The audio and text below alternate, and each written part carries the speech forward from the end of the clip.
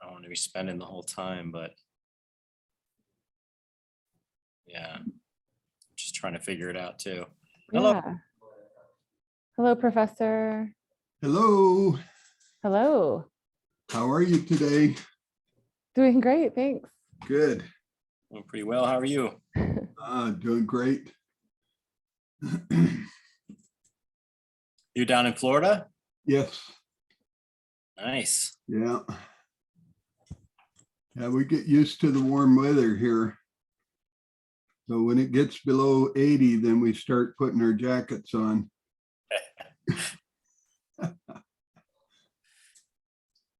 Sounds all right.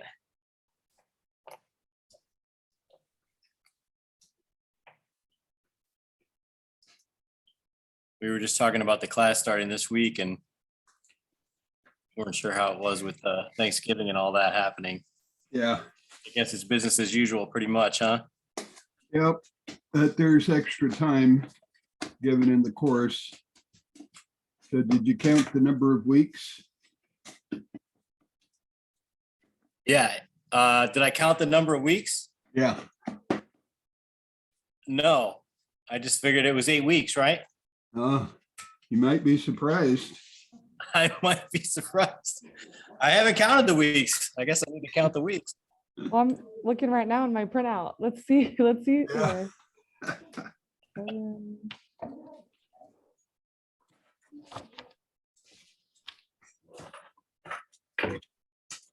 I'm hoping there's 9. That's what you're referring to.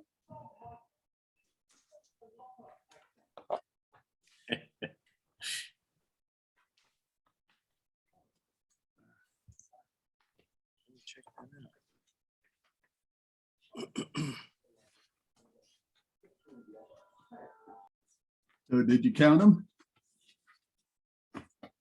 I So still only see 8 on the printout for syllabus part 2. Okay, but if you take the start date to the end date, how many weeks? I got it. I got 8. Is that not right? I think there's more than that, isn't there? 1, 2, 3, 4.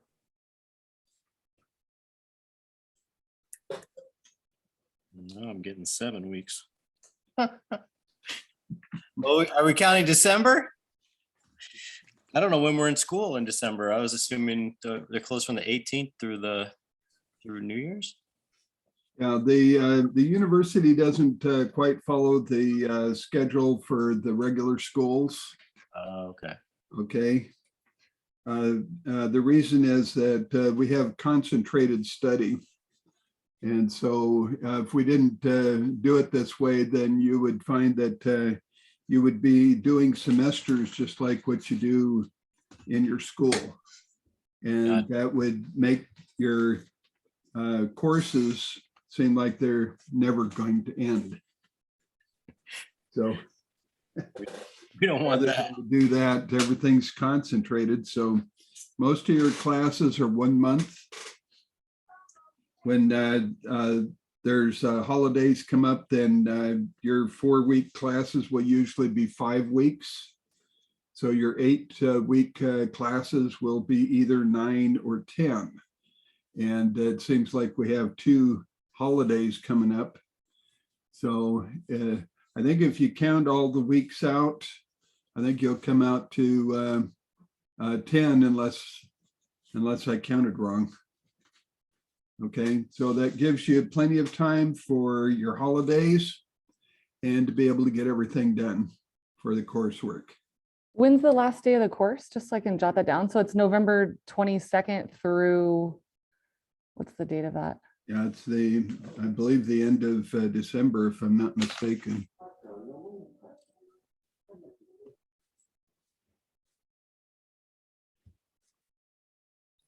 January 29th? Is it January 29th? Just off the top of my head, I think. I don't have the schedule in front of me. Let me see if I can pull that up.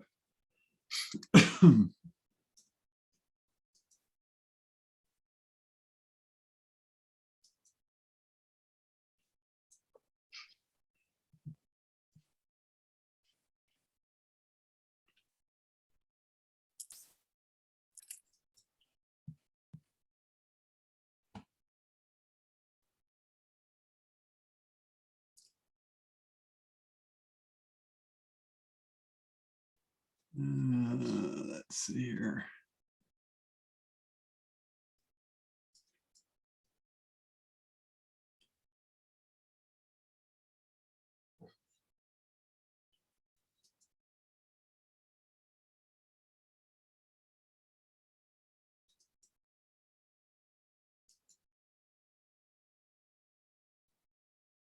It goes from November 22nd to January 29th. So that's basically the end of January.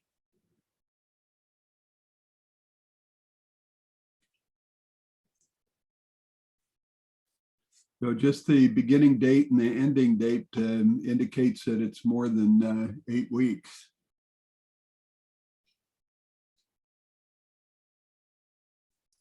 Okay, I assumed that I guess I was assuming we had a longer Christmas break.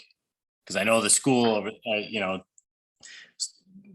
just even like the testing center or something like that, I was trying to schedule a test and they were saying that they're closed from the 18th through I think through the new year.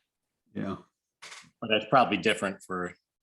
Yeah, and in the school setting, then you find that they're accounting for a lot of different religious points of view.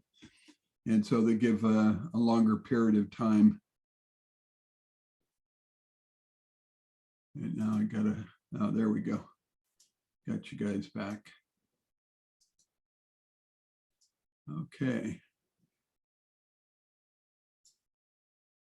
All right, well, it's after 7 there in California, so I respect your time. So we'll go ahead and get started. And okay, it says we're recording, so that's good.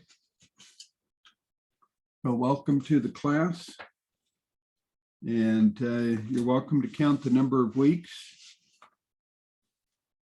I think you'll be pleasantly surprised. So there's time in there so that you can celebrate the holidays. Okay, probably not as much time as what you'd like, but there is that extra time built into it. Okay, so a couple of things. If you take a look at the coursework, and let me see if I pull that back up again.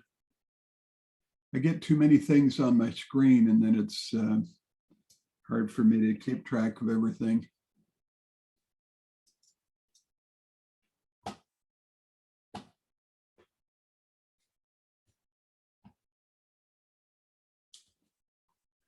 If you take a look at the course there for Brightspace,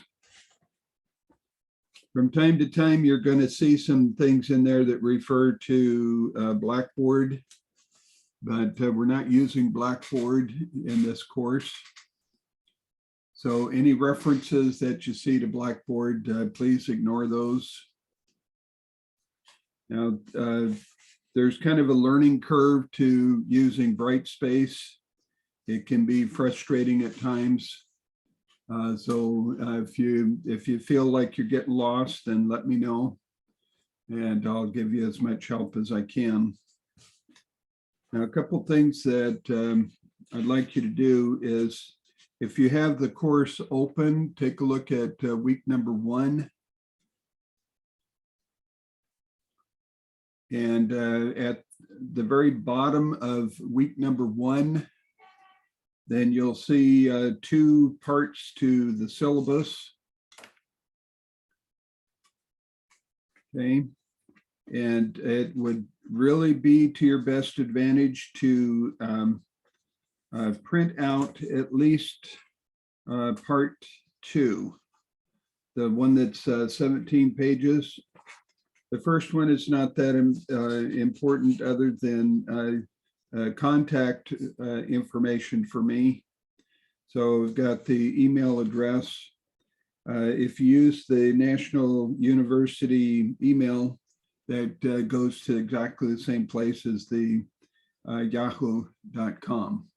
So you're welcome to use either one. If you use both, then I'll get 2 emails from you. Okay, so they both go to the same place. So you're welcome to use either one. Email is usually the best way to communicate with me. I do respond to text messages. Telephone calls are a little bit difficult at times because if you forget the time differential, you might be calling me after midnight here. And so that I might not answer the phone if I'm not up at that time, then I probably won't answer the phone. And by the same token, I won't try to call anybody at 7 o'clock in the morning, my time. Okay. I meant that as a joke, but I wouldn't call you at 7 a.m. my time anyway. You guys would be upset with me. Okay, so on the first section there, when you open it up, you'll see the SPD 695, Understanding Educational Research.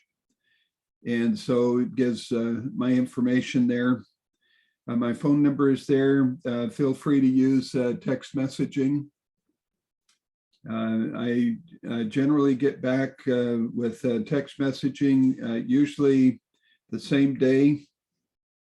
It's very rare that I'll go beyond 1 day in answering a text message.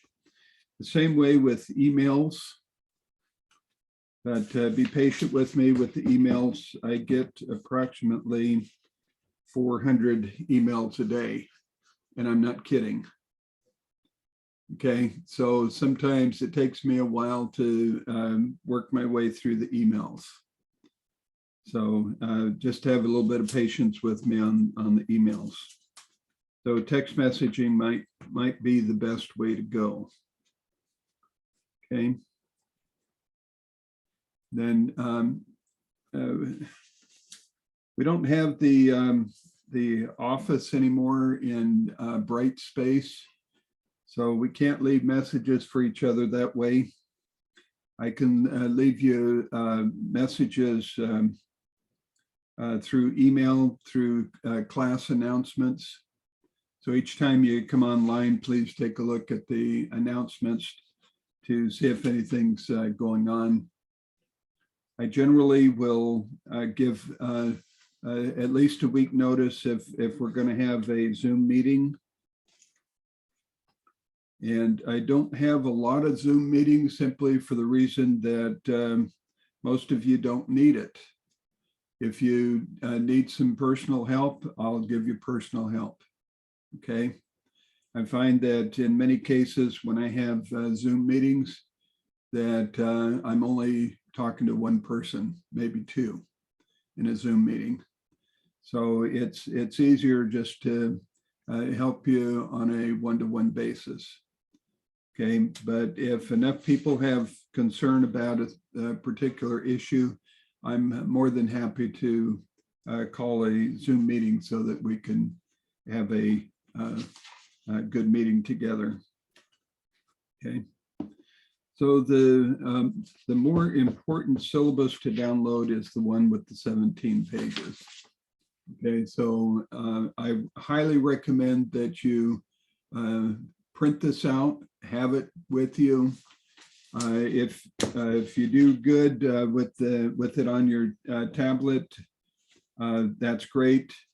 The phone might be a little bit small for trying to read all the information that's contained in this document. But this document gives you step-by-step instructions on how to do each assignment. Okay, I have samples included in embedded in the course. So you don't have to be scratching your head, pulling your hair, trying to figure out, okay, how am I supposed to do this assignment? Okay, so there in the syllabus, if you take a look, if you go down past week 8, then you'll see a section there where it gives you some resources. I don't have that up on my screen right now, so I can't tell you what the exact name is, but it's right past week 8. And there will be a number of resources in there. So if you click on that and open that up, then you're going to see that there's a whole bunch of different articles and samples in there. So feel free to take a look at that and use that as help for you. And like I say, if something is difficult to understand, it's okay. Let me know. I'll help you. Okay. The only ones who are not going to get any help are the ones who don't ask for it. Okay. So I think that makes it very clear. So we're going to take a look first at the 13-page syllabus, and I'll go through a couple of items in there. You should be able to pull that up on your screen and see it. Okay, if you take a look on page 3, you have your course learning outcomes, the CLOs. So there's a line of those items there that these are things that hopefully you'll learn from the class. And please remember that this class leads you directly into the next class.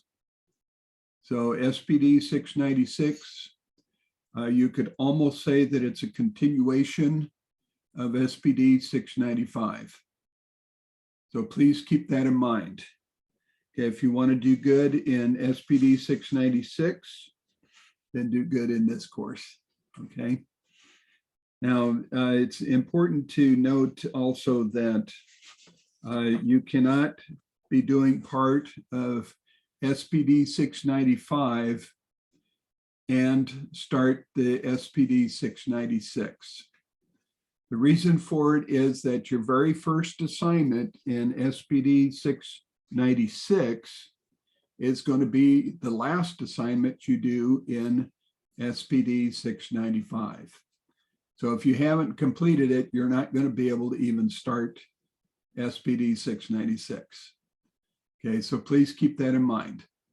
If you need extra time to finish up classwork, I understand that, and I'm more than happy to extend you the time. But just keep in mind that if you do need the extra time to finish SPD 695, then you're going to need to let your counselor know so that he or she can schedule 696 for the following month. Okay, so you'll have that extra month in there to complete any assignments that you're behind. Okay, so I don't want you to start panicking and thinking that that you can't get everything finished. You'll have plenty of time to get everything finished. Okay. Anybody who needs the extra time, I can give you up to 2 months extra time to finish your assignments. So I don't want anybody panicking. Okay, it's not the end of the world if you need that extra time.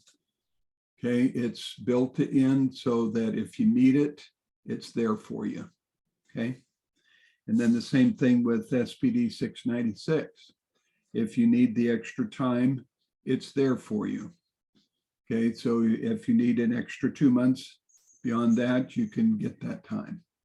I don't think very many will need that extra time, but in case you do, it's there for you.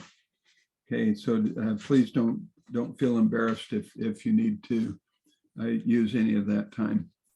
And sometimes an individual might need an extra week to finish 695, and that's okay. Just remember that you'll need to delay 696 to the following month. And we have both 695 and 696 basically every month. So it's not a long time in between. All right, so when you take a look at these items, for example, you go to page 4, and it tells you what the expectations are for the candidates, what you're expected to do. There's 8 bullets there at the top of the page. And you have your course requirements. It's a two-month course. It requires 40 hours of time that's spread between the 2 months. That's not 40 hours per month. Okay. All right. And let's see. Okay, so you're going to have some lectures. The lectures will be in the form of some PowerPoints and some videos. Okay, those are ungraded. But if you don't do those lectures, you're going to have a hard time doing the assignments. Okay, you also have the collaborative sessions like what we're doing tonight. These are ungraded. I try to record the session so that if somebody cannot make it to a meeting, that they'll be able to take a look at that video later and get the information. Okay, on page 4 at the bottom, it says library orientation paper. That's worth 10 points, but you also have to attend a library orientation session. Now, it's my personal opinion that this should have been at the very beginning of your career with National University. Why they wait to teach you how to use the library until the very last class is beyond me. That doesn't make sense, but it is what it is. So at least you'll learn how to use the library. And this will help you in the future for any future research projects that you do. It's very good to know how to do the research and how to narrow the fields down so that you're not wasting a lot of time in your search. You probably have come across in the past that in trying to research for a particular theme that you get into researching in the library for hours and hours and you can't find what you're looking for. Okay, well, having those sessions with the librarian is going to be very helpful because it's going to point out to you how to use the shortcuts. Okay, then on page 5 at the top, you have your threaded discussions. There's 7 of them. Each of them is worth 5 points. Please understand that if you want the 5 points for each of those threaded discussions, that you need to follow the directions. One of them includes responding to 2 of your peers. Okay. So this is why you'll need to make your original statement by midnight of Thursday of the week that the threaded discussion is due. That gives you time to look at other peers' comments. You choose at least 2 of them and you respond to them. Okay, these should be meaningful responses, not like, hey, that's a great comment, I really like it. Okay, because that's not really saying anything. Okay, so make a good observation about the comment. Okay, and sometimes that will kind of make you remember something that you've used in the past that really stands out to you that you'd like to share with your peers. So please do that. The second part of the thread is due by Sunday, midnight, California time.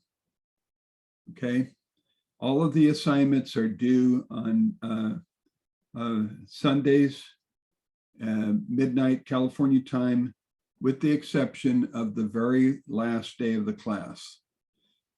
All of national classes end on Saturdays. So that's the last day of the course. So that's the last day to turn in papers. If you need to turn in a paper after that date, please let me know. Okay, I have a certain number. Okay, yes, Leanne, you have a question? Quick question. Hi, everyone. I'm Leanne. Just wanted to be super clear about this is week 1, correct? So by Thanksgiving, we have to have the first discussion post. Is that correct? Like this is week one, we're diving right in. Yeah, well, this is week one, but if you need extra time because of Thanksgiving coming up this week, then I will understand if you're a little bit late. Okay, so we can say that this week one discussion will be due by Thursday of next week for the first part, and your comments, your responses the following Sunday. Okay, so you're kind of given a free pass this week. Okay, because some of you want to travel, you want to be with family. So I'm okay with that. Yeah, thank you I so much. understand. I'm on vacation with family and I have my hard copy books at home. And so I really appreciate that. Thank you. Yeah, not a problem. And anytime that you have a special circumstance that comes up, if you let me know in advance, tell me what's going on, then I can accommodate that. Okay. It's the times that, let's say that you have an assignment due, well, just figuratively speaking, you have an assignment due tonight, and you give me a message today saying, I need more time. Okay. You should have known that you need more time before the paper is due. Okay. So just let me know. Okay. All right. And sometimes emergencies come up. If it is an emergency, let me know. Okay. I'm easy to work with. All right. Very good. And thank you for bringing up a question. Okay. These sessions are for everybody. So if anybody has a question, please let me know. Okay. All right. Okay. And then if you take a look at the discussion rubric, you'll see what will get you the best points. Okay. So that's there at the bottom of page 5. Okay, so always look at your rubrics, please. When do you think is a good time to look at the rubric? Before you start. There you go, before you start, because then you know what's expected of you for that assignment. So then you decide how many points you want, right? Okay, so that's what it boils down to, right? I grade by the rubric. Okay. All right, then you have your particular assignments to do.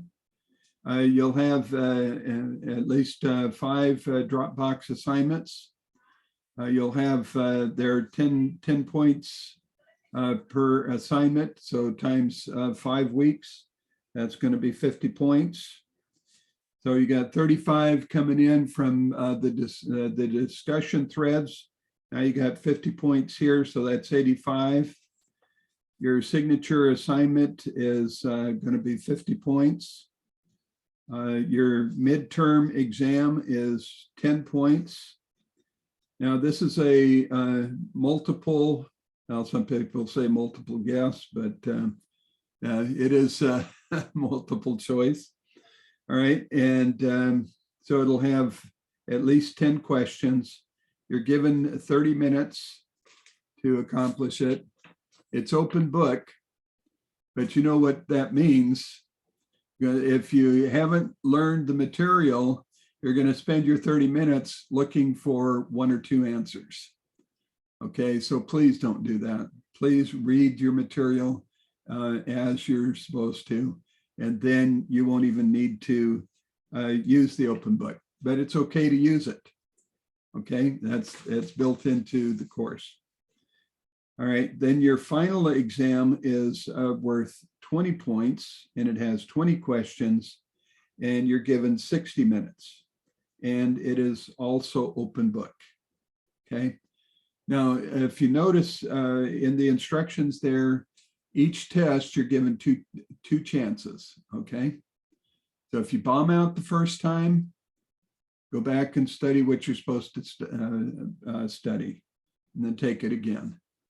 So the score that you get will be the highest grade that you get between the two shots. Okay, you have city training, CITI. What that is, it's a specialized IRB training, which is a legal requirement. That's why it's in this course. It's a requirement for anybody conducting research with humans.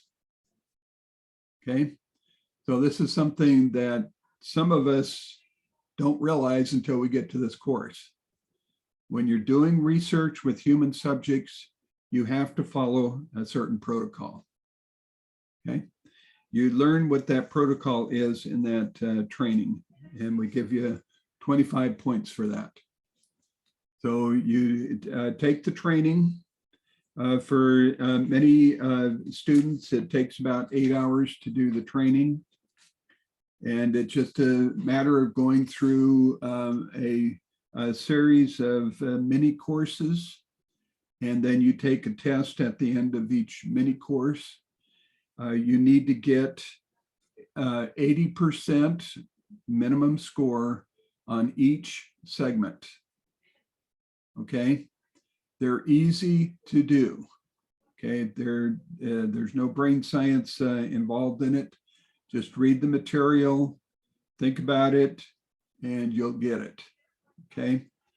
Now, one of the things that is included in there is the discussion about when we identify students that we are using in a particular study. Okay, the IRB requires that you use pseudonyms for the names. Okay, so you have to use fictitious names to identify students in your study. And there's reasons for this. It's the same reason why the city course will also tell you that you should not closely identify the school district that you're doing your study in. Okay, so instead of saying, okay, in the Alum Rock school district, we're taking 12 students out of a particular school, say like Linda Vista School, you can't do that. Okay, the reason for it is that some of our students out there live in, well, blended families, broken families. Some parents are under orders that they cannot have contact with their children. And some of them, they carry vendettas. They will do everything they can to find their child in a school so that they can abduct that child. So this is one of the reasons why we never, ever identify exactly the source of our target students, and we never identify the students individually. Okay, please keep that in mind. So you're going to see that I'm going to make comments on your papers. If you forget to mention that these are pseudonyms or fictitious names, I'm going to bring it to your attention. Okay, it is very, very, very important that we get in the habit of protecting the identity of the students that we work with. Okay, so enough about that. So you'll need to upload 3 things for the city. One is the certificate that says that you completed the course. The other is a 2-page, what's the word? Transcript. Okay, you got to understand what time of night it is for me. Okay, so I need the transcript, the detailed transcript. That's 2 pages. Okay, and then the certificate itself is 1 page. So you're going to have 3 pages that you upload. So please upload those 3 to me.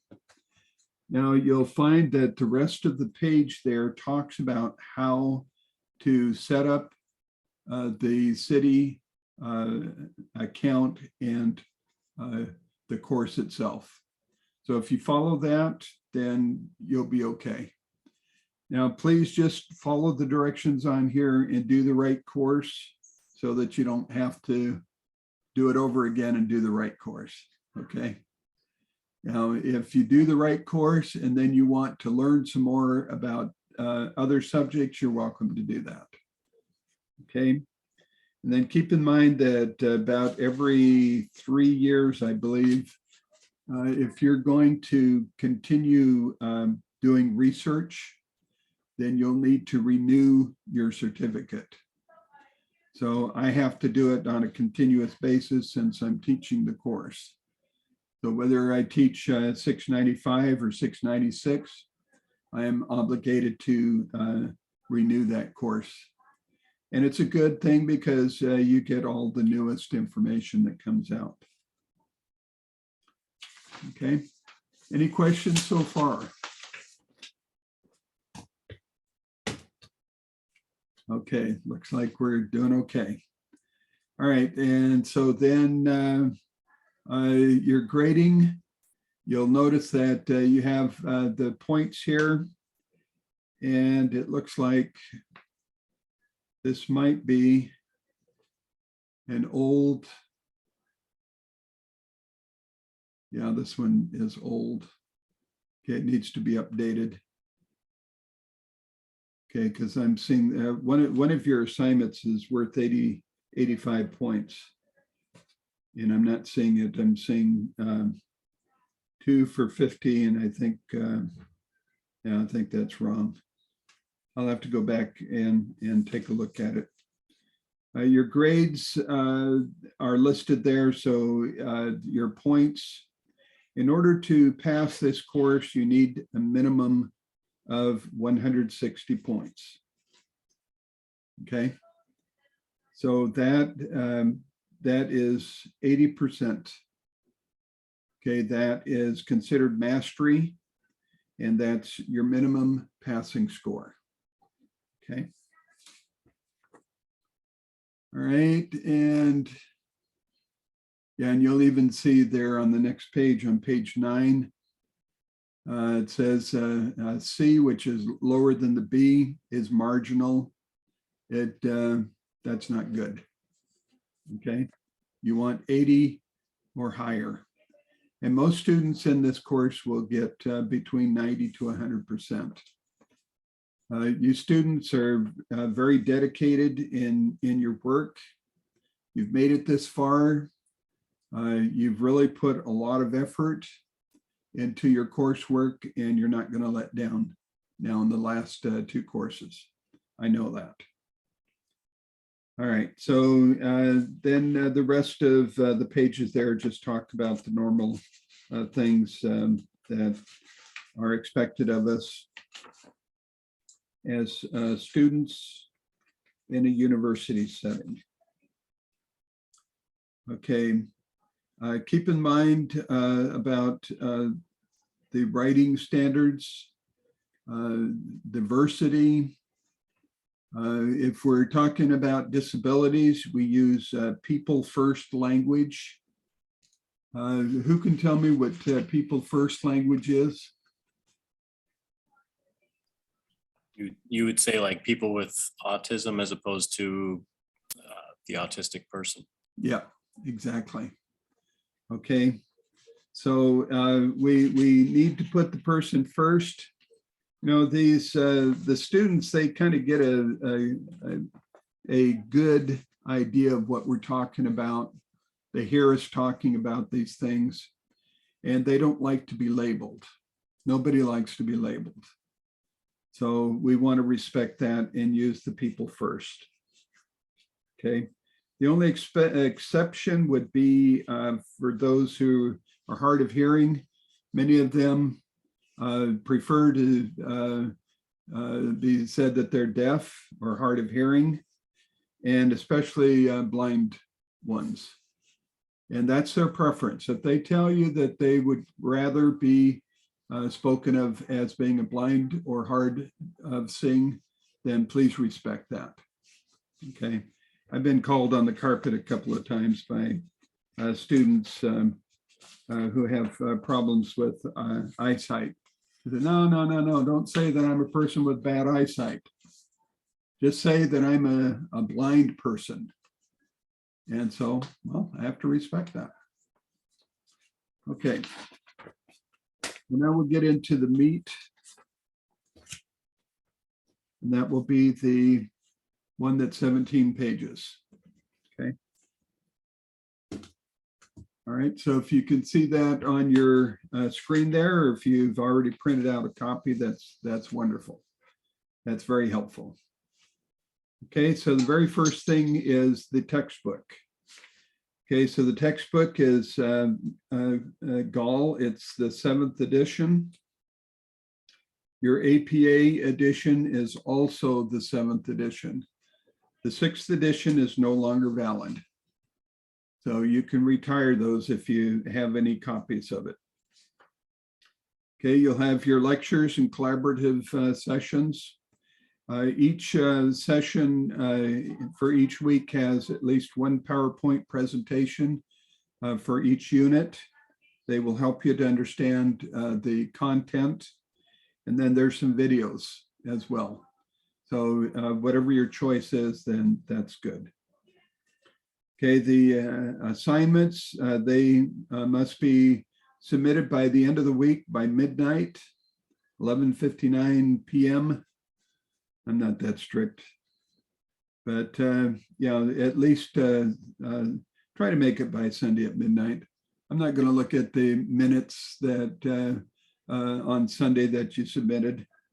And if it's Monday morning, earlier morning, I'm not going to say anything. Okay, exams, like I mentioned before, are open book. They're timed. If you need accommodations, please let me know. All right, your discussions in the threaded course.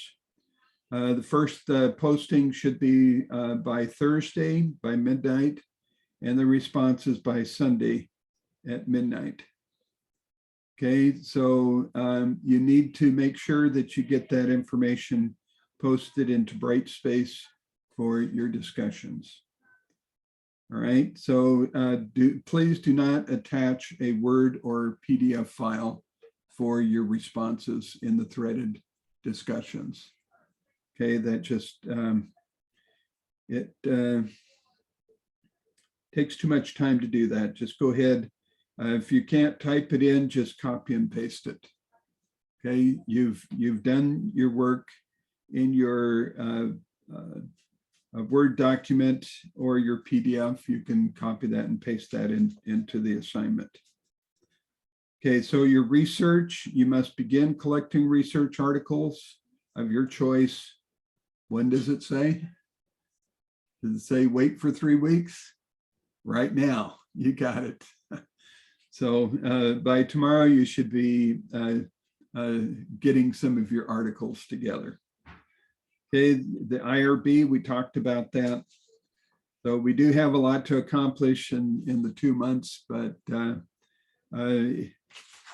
it is a challenge, but it's a worthy challenge. And you'll be able to use the information from this course for the rest of your career as teachers and beyond. Okay, so week number 1, you have your required readings and your learning activity. And then, of course, we're having the live collaborate session right now. So week 1, you'll be working on your city certificate. If you don't finish it until next week, that's fine. I understand. Okay, so it's due week 2. So if you need to wait until week 3 to turn it in, that's fine. Okay, so you need to obtain 80% minimum per item, et cetera, et cetera. If you don't understand what you're doing there, don't hesitate to let me know. I'll help you. Okay, the discussion week, I start that week number 1. As we mentioned, if you want to do it next week, that's fine because of the holiday this week. Okay, in the same way with the assignment number 1, That's your method research question. The short form of that is RQ, research question. Where MRQ is mentioned, that's method research question. Okay, keep in mind that what you're trying to do is you're trying to develop something that will help you to teach something new to your students.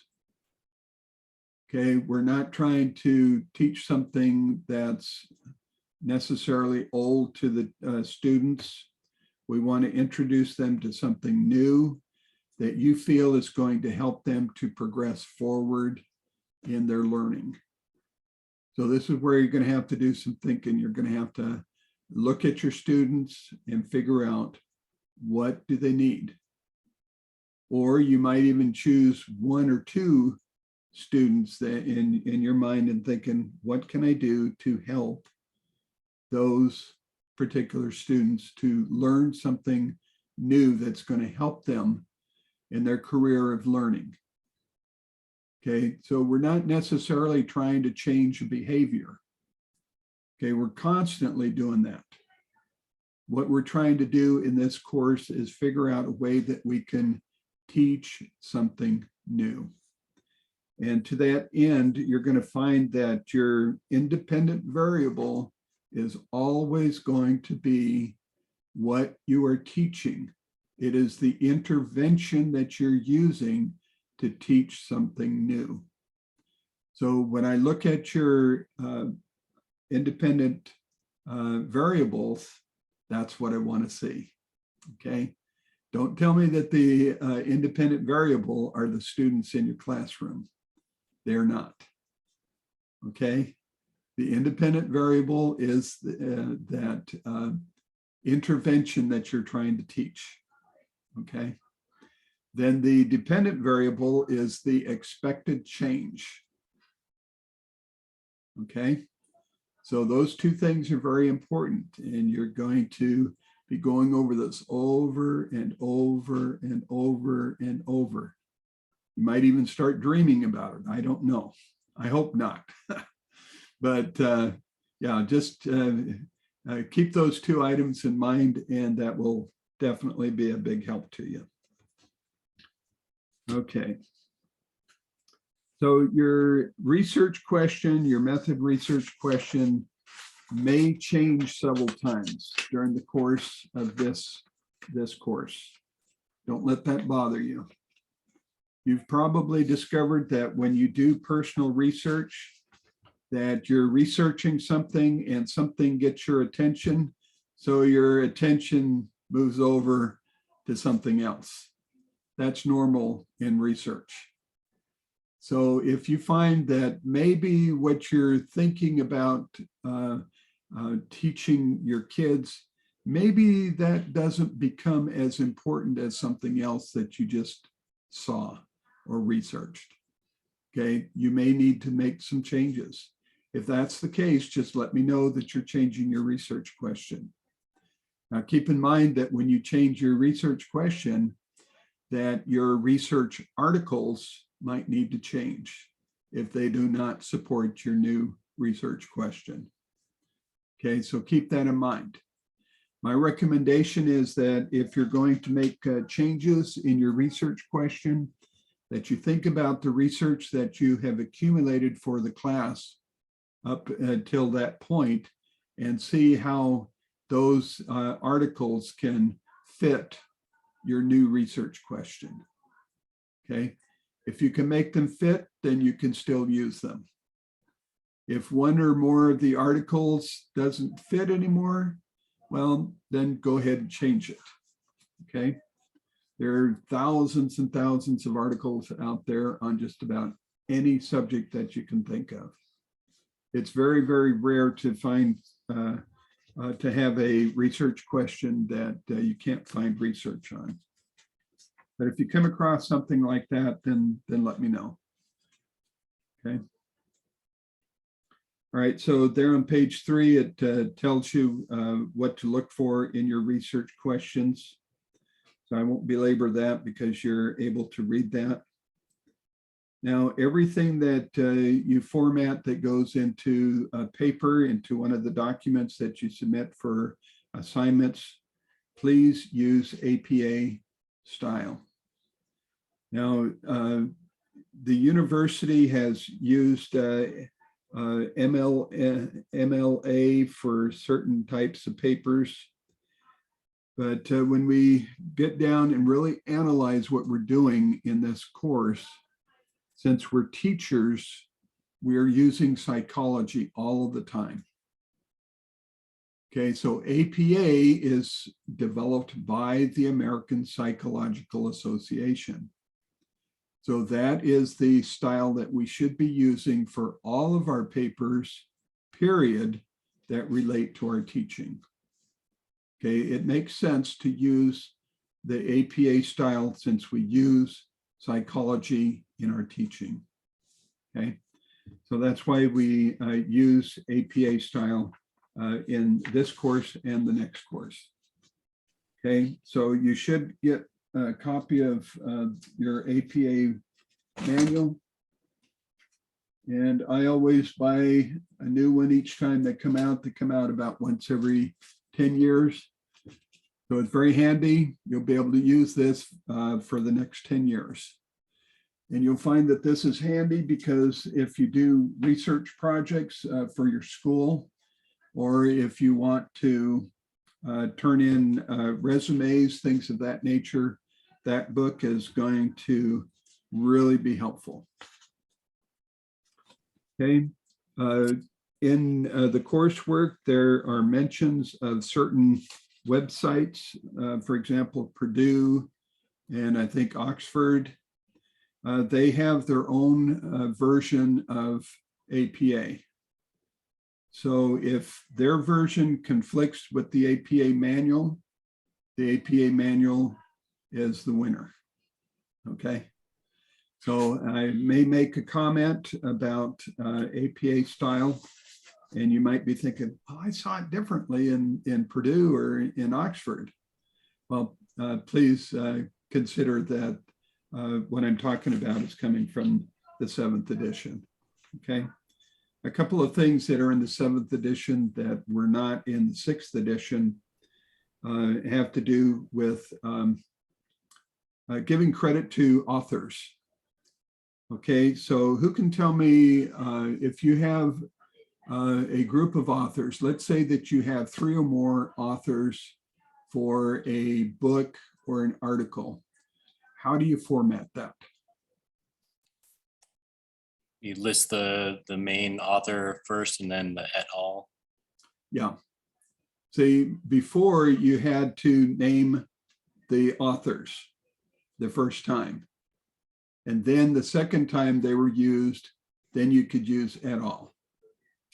Okay, so now that old rule is done away with. You can use et al. From the very first, but that only applies for more than 2 authors. Okay, if there's only 2 authors or only 1 author, you have to name both authors or the 1 author. Okay, all right. Professor, question about the APA. Yes. I saw, and we've been doing APA in the student style where there's no running head and that they've changed.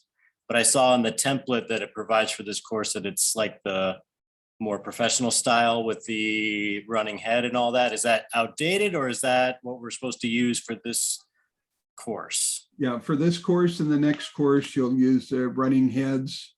You'll use abstracts. Okay, remember that your abstract has no indentation. Okay, and abstracts should be double spaced. And you need to have your keywords. Okay, so in the APA manual itself, it says that for normal school papers, you don't have to use the running head and you don't have to use the abstract. But then it has a caveat in there. It says, check with your teacher or professor, because if they require that, then that you have to have it. And because of the professional nature of the papers that we're producing in this course and the next course, then we do use those. Now, another change for the running head. Who knows what that change is? You only put the full running head on the first page and then you can shorten it to 50 characters going forward. Yeah, you don't put the words running head. Okay, you don't put the words running head. Okay, you just start with your 50 character running head. You limit it to 50 characters. Now, does that include or does it exclude punctuation and spaces? Includes. That's right, it includes. Okay, so what happens if your title of the paper is longer than those 50 characters? Okay, you're going to have to modify that running head, aren't you? Okay, so that you get the sense of the title of the paper in a shortened form. Now, the ideal way would be to change your title so that it is 50 characters. Super long titles tend to bore people, put them to sleep. They tend to make them not want to read the whole title. And sometimes a person will judge the book or the article by its title and think, oh my goodness, that title is so boring. The article is going to be boring. Okay. So if you keep the title a little bit more concise, that's actually to your benefit. It makes your paper more inviting. Okay. Okay, so there's a template that's built into Word. You probably noticed that. It's on the ribbon, but I'll let you know that that is probably version 5 or maybe even version 4, so I would not use that. I would just go ahead and set up a paper. You can set up a template so that you can follow that. And there are some templates in the course that should help you. Okay. And I believe that I have a video that I posted. I'll have to see where it is. I'll post it again. And it'll give you some shortcuts to using Word so that you don't spend a lot of time. Some things that need to be done is, for example, every chapter has to start on a new page. And rather than sitting there and putting your finger on the enter key and just letting it run wild, there's a better way of doing it, which is using the control plus the enter key. You hold down the control key, press the enter key once. That gives you a page break, and it automatically takes you to the next page. The reason why that is good is because you may decide to go back and say, oh, I need to add another paragraph in here. Well, what happens if all you've done is hold down that enter key? Okay, you're going to shift the whole format of all the entire paper off by that one paragraph. And that's going to be an act of misery, because now you got to go back through the whole paper and reformat it. Okay, so please don't do that to yourself.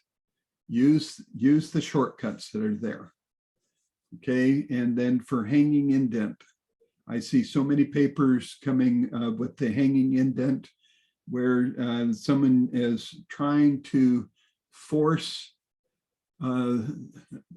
that indent to line up perfectly. And the first time you hit a character in there, it throws it all off. So please don't do that. So there's a way to do it so that you don't have to fuss with that. And basically the best way to do it is to turn off the formatting for your references. And then when you're finished with all of your references and they're in alphabetical order, then highlight those and go back and use your paragraph tool. There's a part of it that says hanging indent. You click on that, it automatically formats your references. They're all hanging indent. So it simplifies life. And I'm all for doing that. I'm all for making things as easy as possible.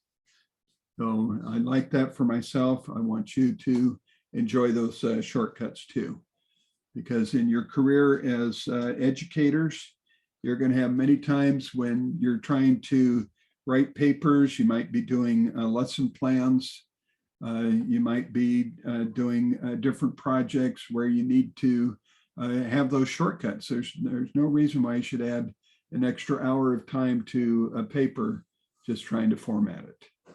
Okay, so I'll try to find that that video and place the link so that any of you who would like to use those links, you're welcome to do so.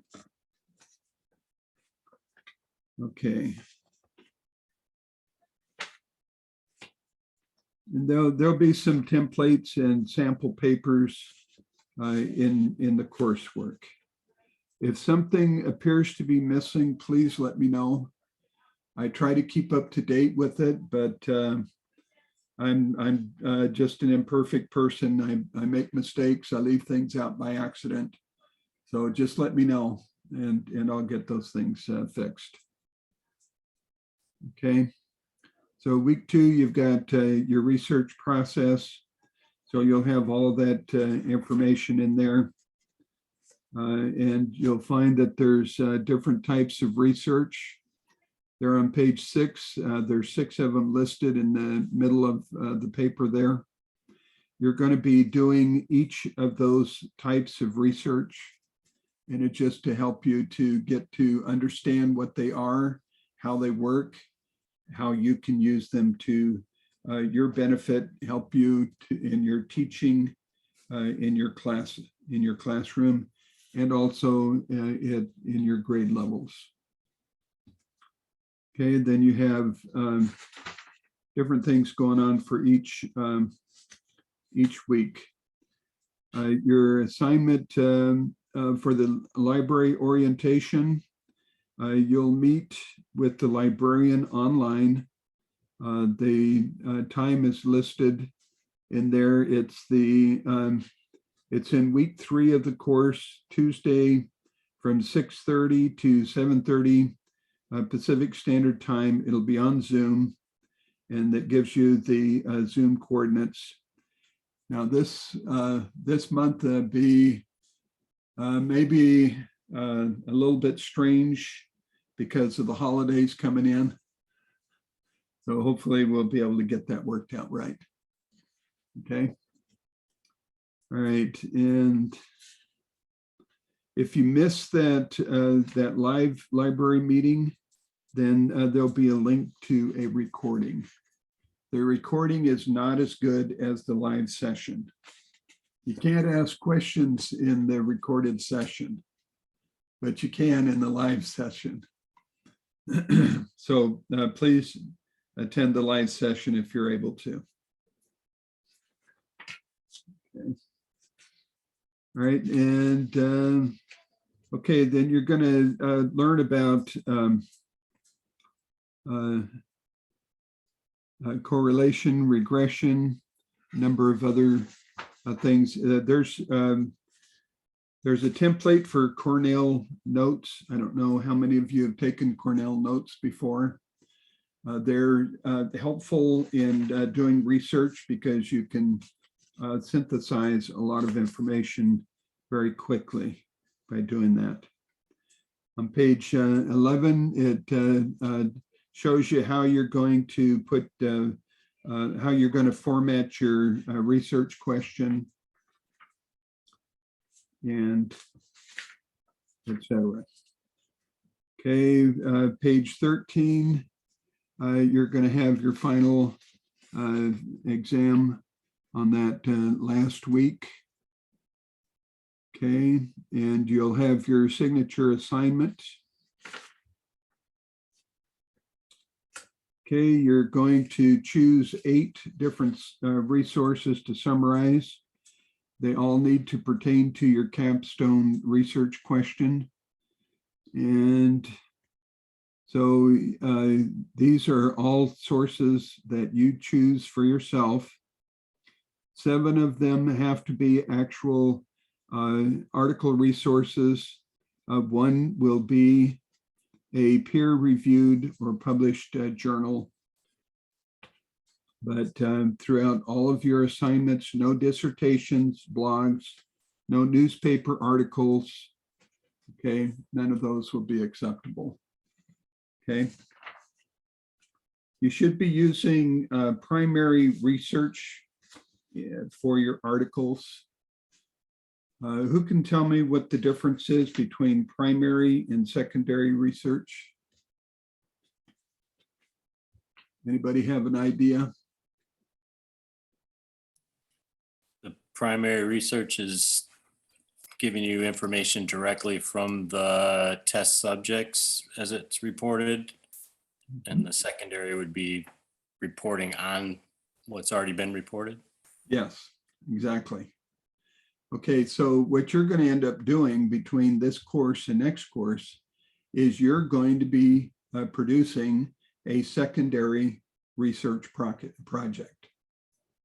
Okay, so you're going to take primary research information, you're going to synthesize it and turn it into secondary information. Okay, and the reason why we don't use secondary research for our projects is because it's already been synthesized. Okay, so if you try to synthesize it again, it's not going to work very well. Okay, it's already been synthesized. That's like trying to digest your food twice. Doesn't sound very appetizing. Okay. All right, and then on page 17, then it talks about the rubric for the signature assignment. So make sure that you go over that. Each assignment is described individually in the syllabus. And I will have different samples. In fact, one sample will be the capstone project. And the capstone project will contain many of the other assignments in it. So I'm going to try to make sure that you have samples to go by. I don't want to see any of the samples in the work that you're producing, of course. I have to say that because I've had students tell me, well, you didn't say I couldn't use that. So I have to say it. Okay, so any questions so far?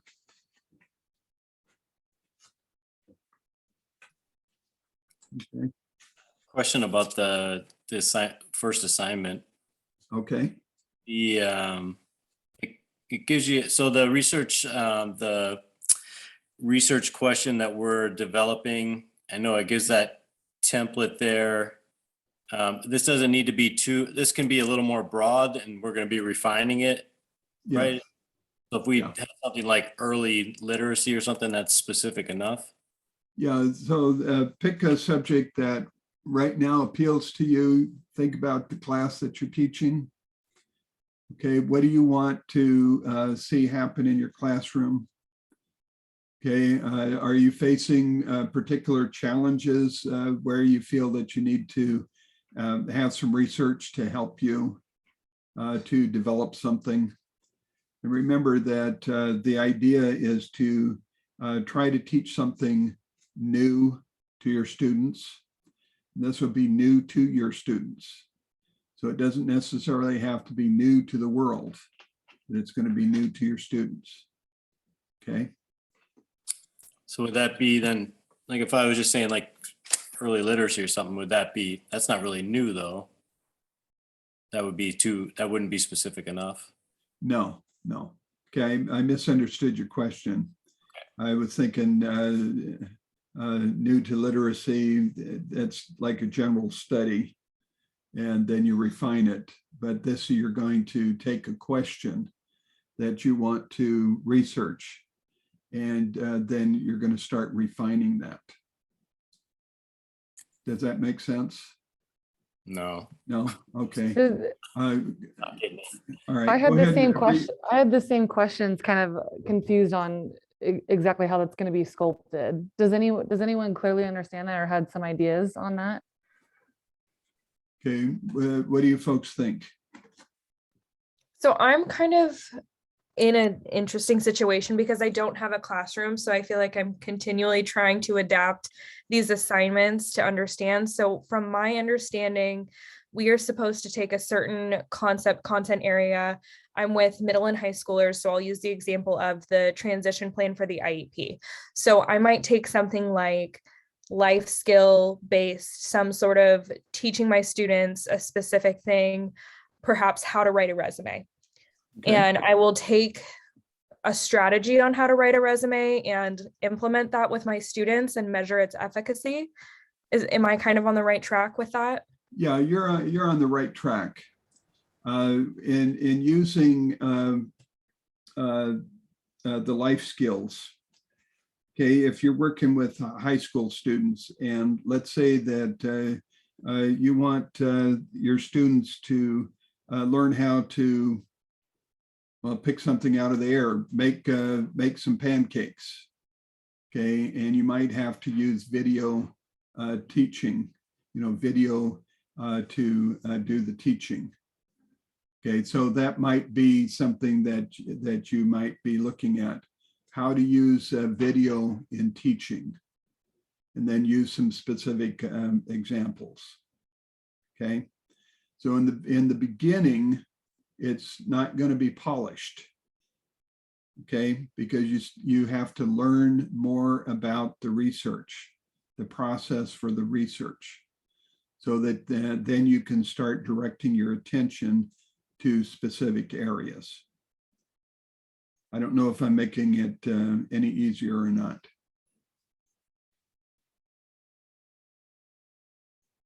Okay, I see a question mark on your face. Go ahead and ask.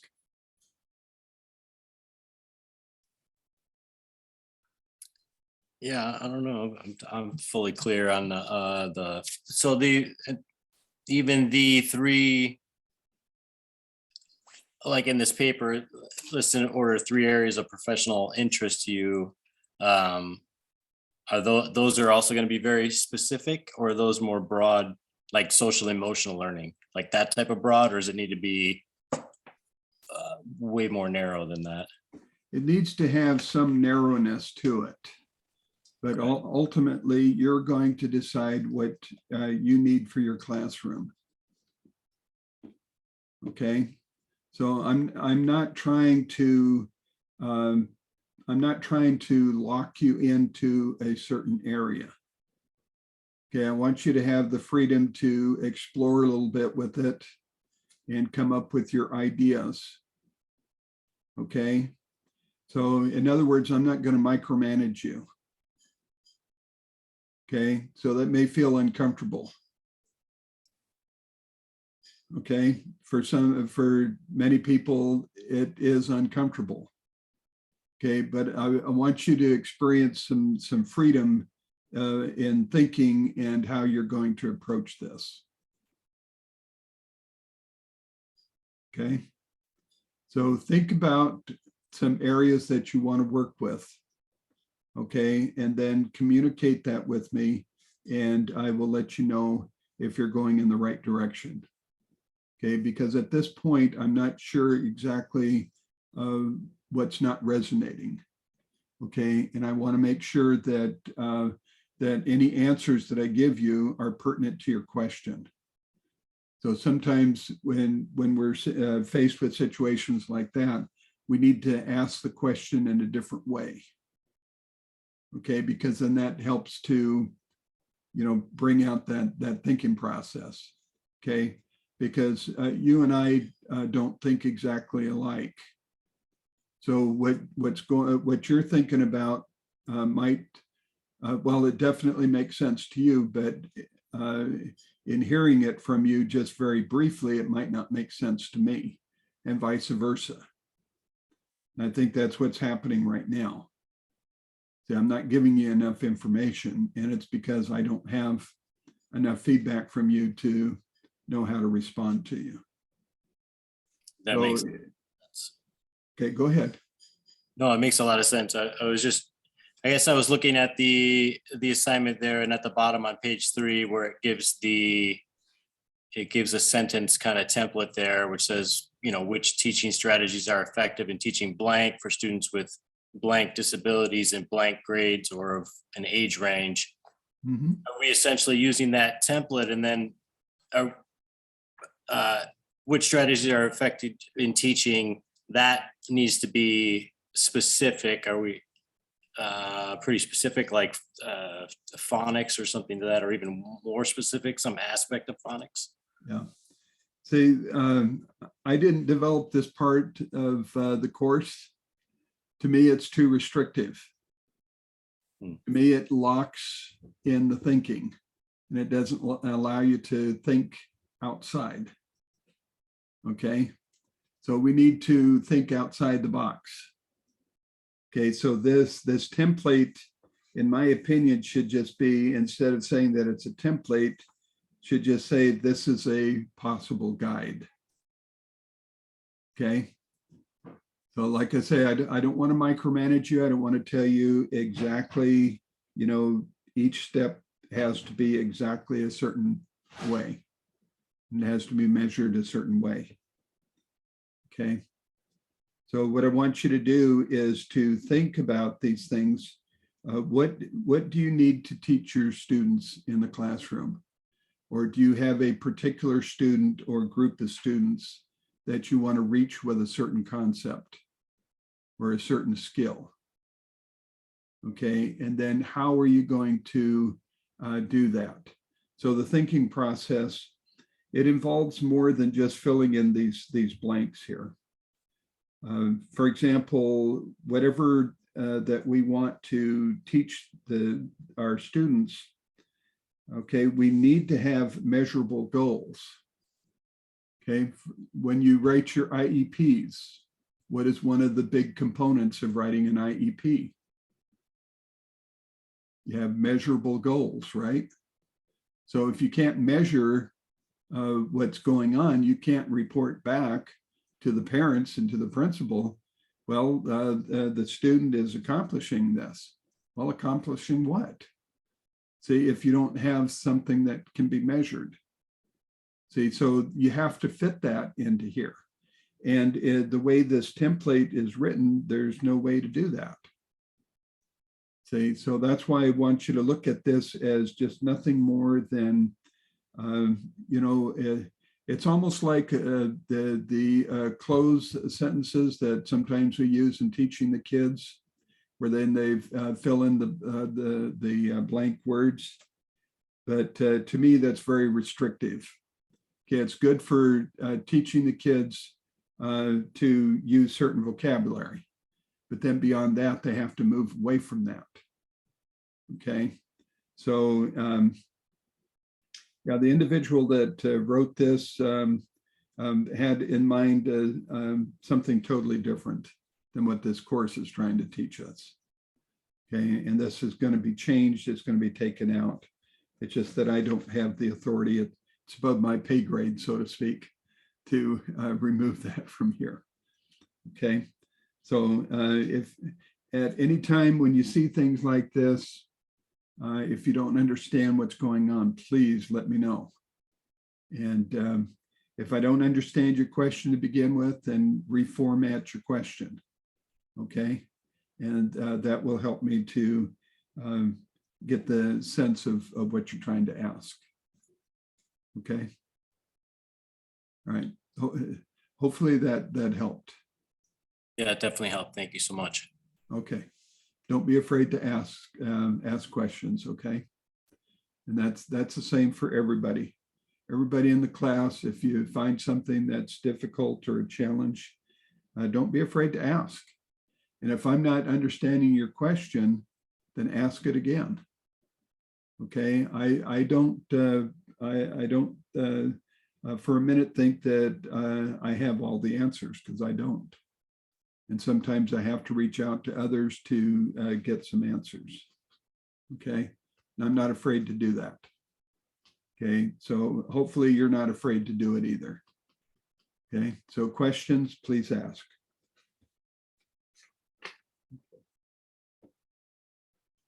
Right. Does anybody else have any questions? I don't want to go too, so fast that I miss your questions. Okay. All right, so please take a look at the at all 8 weeks plus the supplemental information.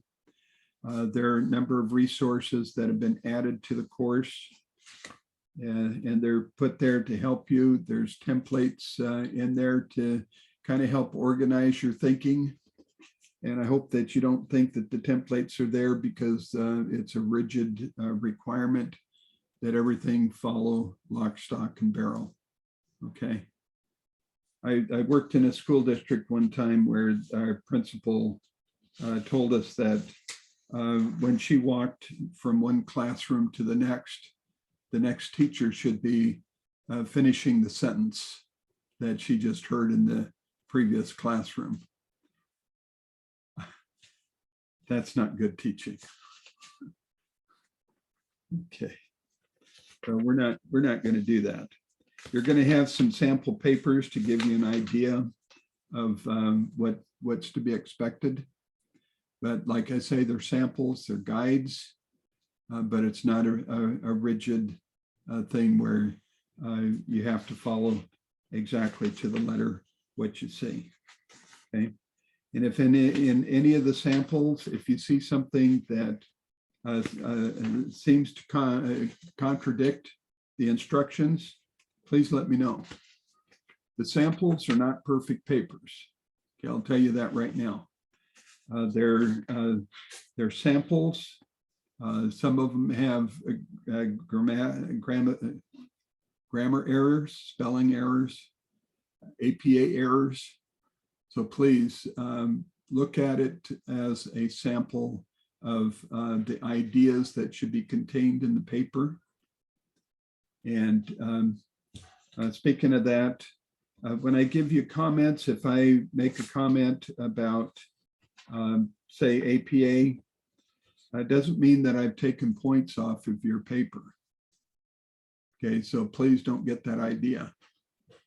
I put comments in there to help you with your writing. And I do ask you to try to correct those things in your future papers so that you're not continuing the same errors. Okay, that's how we learn. We learn by doing, finding out what our mistakes are, correcting the mistakes, and then moving on. And it's a continuous process. I'm not going to penalize you for learning. So if you make mistakes, then I'm going to work with you on that. Now, if you leave something out, for example, if the instructions call for certain items of information being in the paper and they're not there, then if it's a part of the rubric, then I might take some points off. Okay, but if you're following the rubric, you won't have that trouble.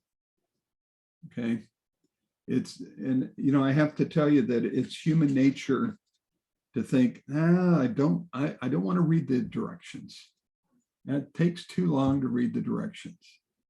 It's human nature. So sometimes we think, I'll just wing it.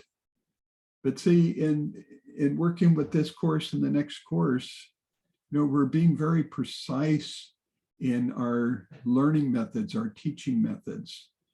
And so it's really important to try to make sure that the elements are there. They don't have to be word for word, but the elements need to be there. Okay, it's like if you're constructing anything, if you leave a piece out, what's going to happen? See, the structure is not going to be sound and it'll probably fall apart. So just keep in mind, you need to have the elements of the assignment in there. so that your papers are structurally sound. Okay. All right. So any questions so far? Okay. All right. Well, let's see, we've been almost an hour and a half. And I've covered most of what's in here. If we need to go over any particular assignments, and enough of you want to go over the particular assignment, then we can have more collaborative meetings. Like I said before, many times I find myself with just one person in the meeting, and that's not good for either of us. So please let me know if you have any challenges, okay? So if there's no other questions, I'm going to call it an evening, let you get back to your families. And speaking of that, please thank your families for giving you the time tonight to meet together so that we can go over the parts of the assignments, okay? All right, so until next time, or until our comments in our assignments, I wish you well. All right. Happy Thanksgiving, everyone. Okay. Thanksgiving. Thank you, Professor. Thank you. Thank you for joining today. Yeah, but All right. And then I'm going to post the recording for anybody who missed the recording today. All right. Very good. I'm going to stop the recording now.